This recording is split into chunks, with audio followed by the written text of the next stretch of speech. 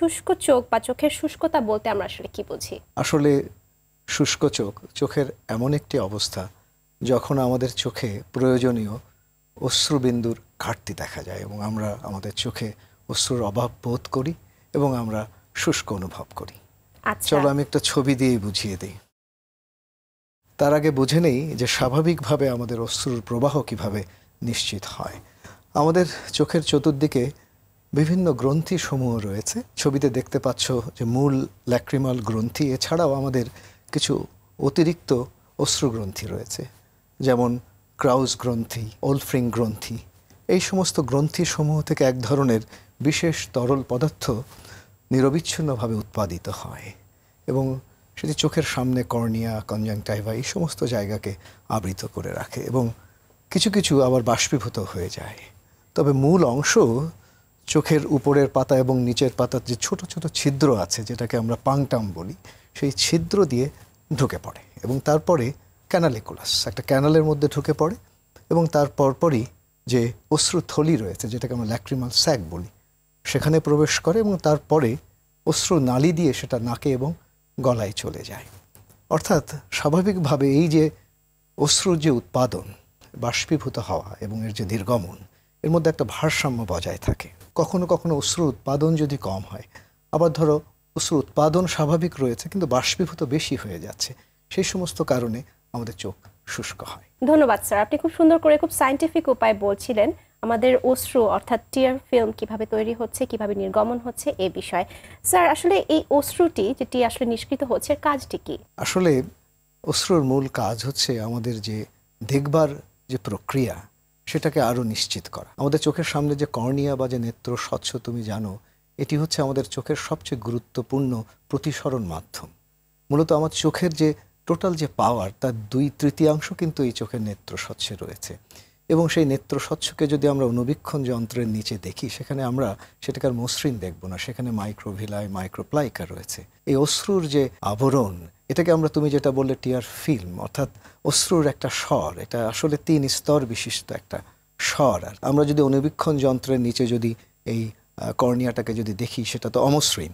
এই অশ্রুর যে স্তরটা, সেই কর্নিয়াটাকে মসৃণ করে রাখে এবং এই অশ্রু কমে গেলে তখন আমাদের ঝাপসা লাগে। অর্থাৎ আমাদের দেখবার যে প্রক্রিয়া অশ্রু, সেটা নিশ্চিত করে। আরেকটি বিষয় হলো, সবসময় আমাদের চোখটা খোলা থাকে, আমরা চোখ বন্ধ রাখলে তো দেখতে পাবো না, আর চোখ খোলা অবস্থাতে আমাদের চোখের ভেতরে ধুলোবালি, ময়লা এগুলো প্রবেশ করছে। এই অশ্রু সেই ধুলোবালি ময়লাকে ধুয়ে দিচ্ছে, পরিষ্কার করে দিচ্ছে, এটি একটি কাজ।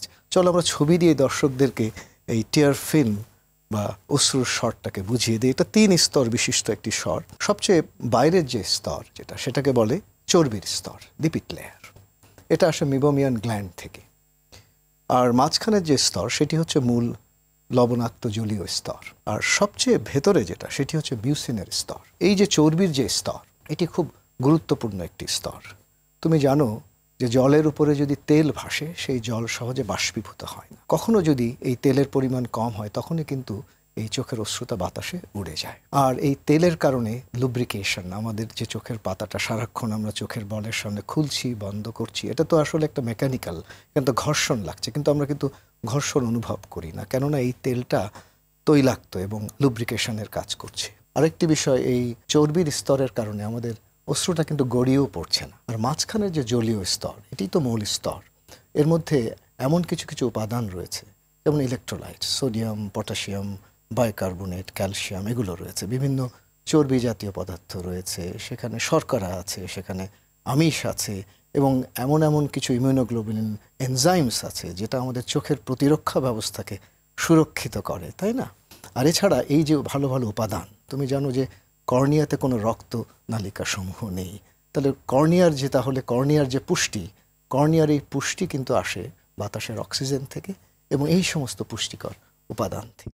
আর চোখের ভেতরের এই যে মিউসিন স্তর, এটি কিন্তু চোখের এই জলীয় স্তরকে চোখের চতুর্দিকে সুষমভাবে ছড়িয়ে দিতে সাহায্য করে, ফলে আমাদের চোখটা জীবন্ত থাকে।